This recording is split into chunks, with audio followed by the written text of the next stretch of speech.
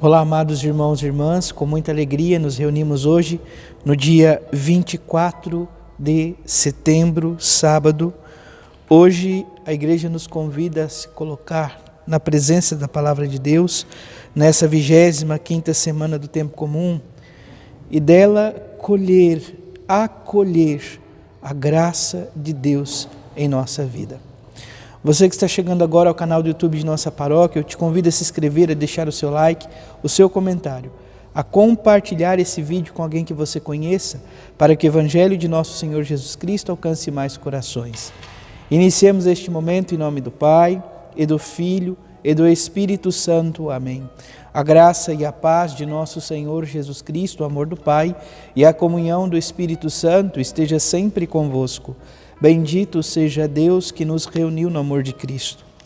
O Evangelho de hoje, amados irmãos e irmãs, se encontra em São Lucas, capítulo 9, versículos 43 a 45. O Senhor esteja convosco, Ele está no meio de nós. Proclamação do Evangelho de Jesus Cristo, segundo Lucas. Glória a vós, Senhor. Naquele tempo, todos estavam admirados com todas as coisas que Jesus fazia. Então, Jesus disse a seus discípulos: prestai bem atenção às palavras que vou dizer.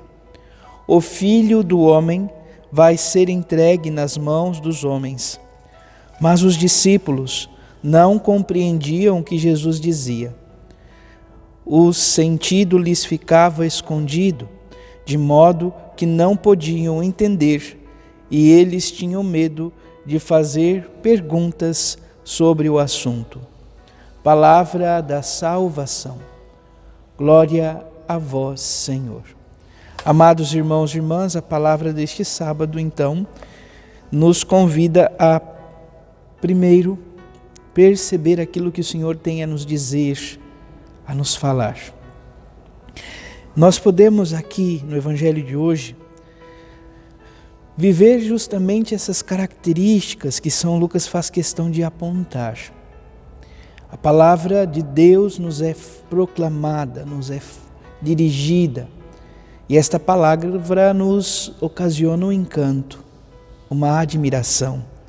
Todos estavam admirados com as coisas que Jesus fazia, com aquilo que ele dizia, com a vida do próprio Senhor Jesus Cristo.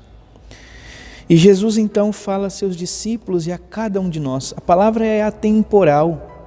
A palavra de Deus é para nós, amados irmãos e irmãs, atemporal. Esta palavra que é dita aos discípulos é falada também a cada um de nós hoje. É importante que possamos, amados irmãos e irmãs, nos colocarmos diante desta palavra, nos colocarmos neste mesmo contexto. Jesus está falando aos discípulos, os seus discípulos. E quem são os discípulos dele hoje? Cada um de nós. Nós somos os seus discípulos. E ele diz então a cada um de nós hoje: prestai bem atenção às palavras que vos vou dizer. Quantas vezes diante da palavra de Deus, diante de uma pregação, diante então da homilia, da própria Santa Missa, nós nos fazemos dispersos. Nós não colocamos a nossa atenção para a realidade. Então o Senhor hoje vem puxar a nossa orelha, vem nos dar esse chacoalhão. Prestai bem atenção à palavra que vou dizer, às palavras que vou dizer. Quantas vezes o Senhor vem ao nosso encontro pelas Escrituras, nos fala ao coração, nos dá, então, amados irmãos e irmãs, uma palavra que tanto almejamos.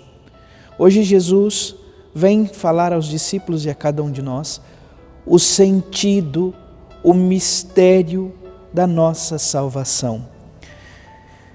O Filho do Homem vai ser entregue nas mãos dos homens. O que Jesus está dizendo? Ele está falando acerca da sua paixão.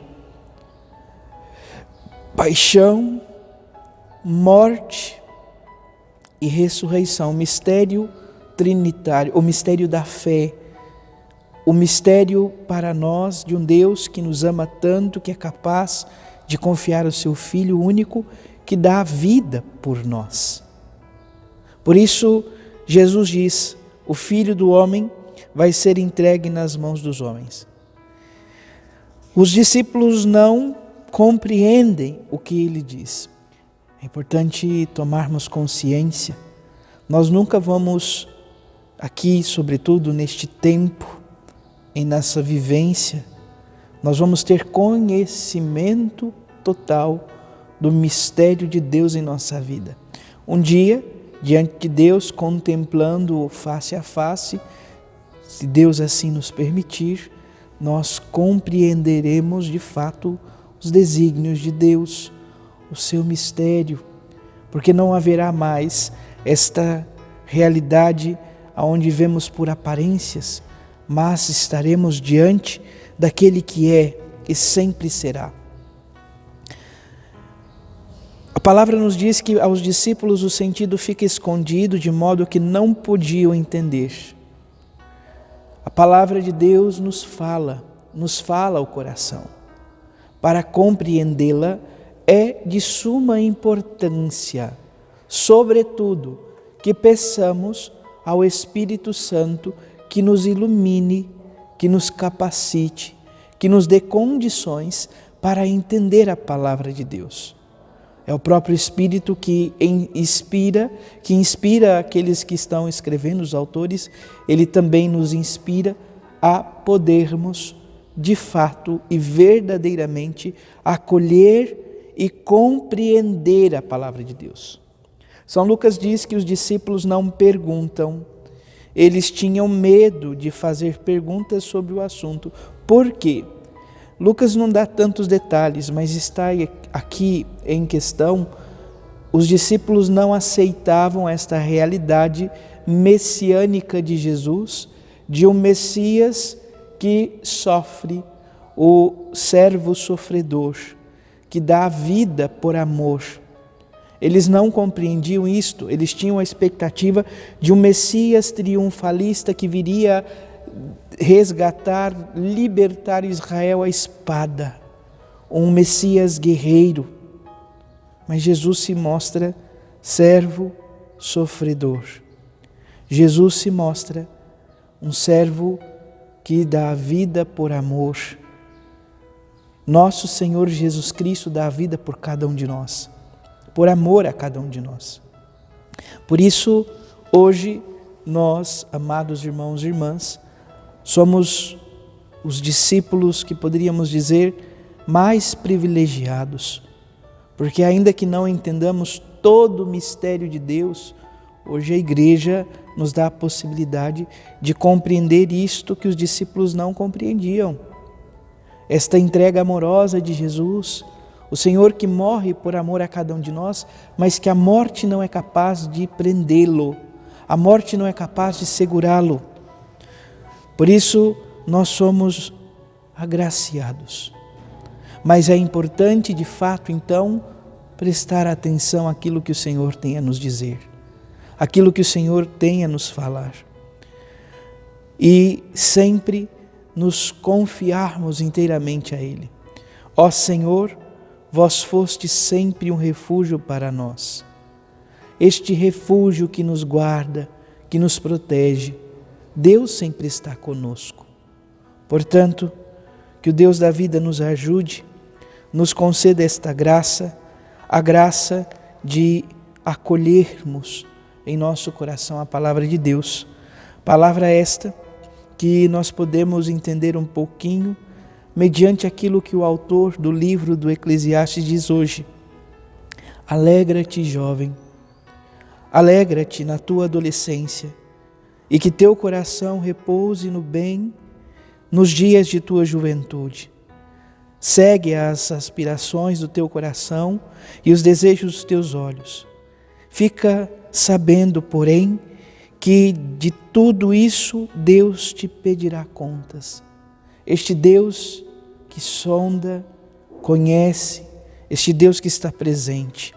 E depois continua ainda, tira a tristeza do teu coração e afasta a malícia do teu corpo, pois a adolescência e a juventude são vaidade. Em que sentido ele quer dizer isto? O autor de Eclesiastes, ele é muito sutil nessa questão. É importante lembrarmos aquilo que ele mesmo nos traz. Vaidade das vaidades, tudo é vaidade. O termo vaidade, ele está na raiz ligado ao nome Abel. Abel na Bíblia nós entendemos que é o filho de Adão e Eva, que é morto por Caim. Ele tem uma vida passageira, ele não se encontra muito tempo em existência. Portanto, esta palavra vaidade vem de Hevel, que significa fugaz, passageiro. Quando então o autor diz aqui, a adolescência e a juventude são vaidades, ele quer dizer que estas fases de nossa vida são passageiras. Portanto, possamos nos confiar inteiramente a Deus e buscar nele de fato toda a nossa vida, pois, diz ele, lembra-te do teu Criador nos dias da juventude, antes que venha de fato os dias que muitas vezes podem tirar a paz do nosso coração. Que o Senhor nos ajude, nos conceda graça. Que esta palavra de hoje venha ao nosso coração, nos dê vida, ânimo e coragem. Louvado seja nosso Senhor Jesus Cristo, para sempre seja louvado. Abençoe-vos o Deus Todo-Poderoso, em nome do Pai, e do Filho, e do Espírito Santo. Amém. Graça e paz.